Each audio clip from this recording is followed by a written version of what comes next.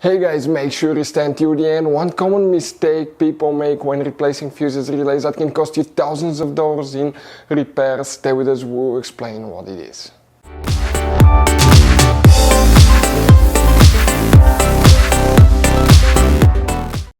Hey guys, welcome back to Auto Repair guys. Thank you guys for watching and subscribing to the channel. Today will be super helpful video to any of you having a Mercedes E-Class.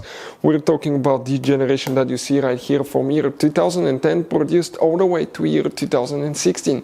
This Mercedes is known as W212. If you have one of those, you have a problem where a window doesn't open or close. Stay with us, we'll explain what can easily cause that, what you need to check, and which 4 fuses control the windows. Always start by checking the fuses. They're hidden under a different name. We will explain where you can find them, where you can buy cheap parts, tools, fuses, relays at a good price, quick shipping, that way you do not waste money and time, and why it's always a good idea to test fuses and relays. All that guys will be covered absolutely free for your convenience. Make sure to stay until the end. So before we start, let us tell you a little bit about us guys. Now, if you have a Mercedes E-Class, that generation from year 2010 to year 2016-17 guys, this is the W212 guys.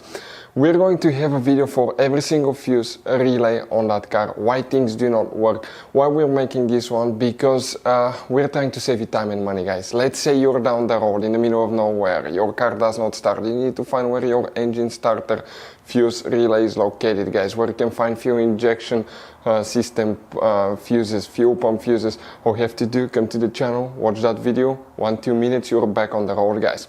In addition, we'll share where you can buy cheap parts and tools, that way you do not waste your money and time. Every single car we get here at the garage, we try to make guys at least 200 to 300 free repair videos. We take them completely apart, we show you how to fix mechanical, electrical, engine work guys, body work, a little bit of everything. And we have more than 12,000 free repair videos on our channels that can save you thousands of dollars guys in free repair videos. Check it out if you need help with that. So let's go ahead and start on it now. So now guys, if a window doesn't open or close, what you need to check. First we'll demonstrate which 4 fuses you need to check.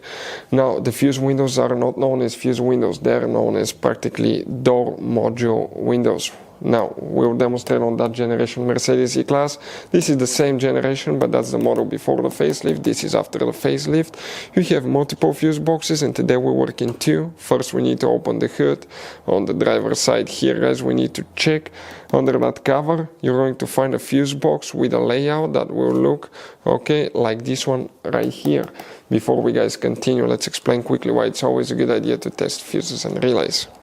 So it is super important guys to always test fuses and relays, and something else as well, common mistakes people make. Sometimes you may think that a fuse is good, or you cannot actually see if the fuse is clearly burned, and in that case guys, you may put the fuse back together and you may end up spending money and time on parts you don't need, and all we had to do is just test the fuse. So we'll put a link in the description of the video below how to test the fuse. It takes only a few seconds to find out for sure if it's good or bad. The same thing for relays guys, okay? Some of those could be really expensive on cars, so we'll put a link in the description of the video below how you can test relays. And for some certain fuses guys, it's important to disconnect the car battery when removing them, otherwise you can burn the electronics. And for instance, working on airbags, fuses or anything like that, you need to wait at least 1 hour after disconnecting the car battery. And if you're not qualified and certified to work on airbag system, I will never recommend to do that guys.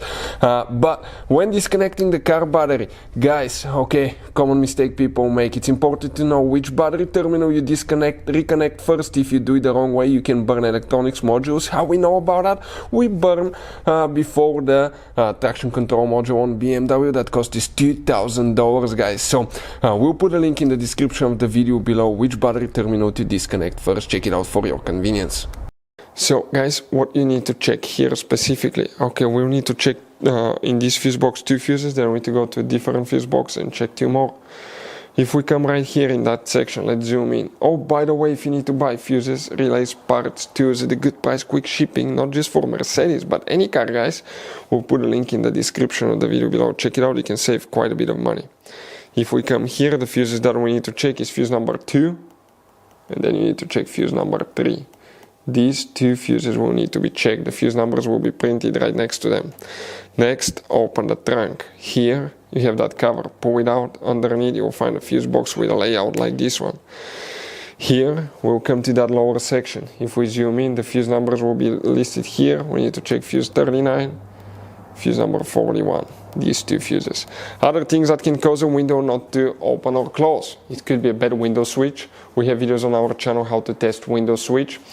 It could be a connector under the window switch if the door panel was removed to replace window regulator, window speaker, anything like that. People sometimes will not push it all the way in. It will be loose. You hit a bump and the cable will come loose. It will not work. So always check the connector first, then the switch. It could be a bad window motor. We have a video on our channel how to test and replace window motor. If you hear a noise from the window, but it doesn't go up and down, most likely it's a bad window regulator.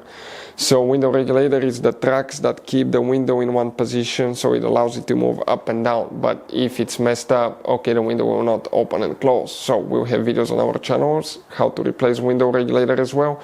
Those are the most common things we see here in the garage. Hopefully the video will be helpful and see you guys next time.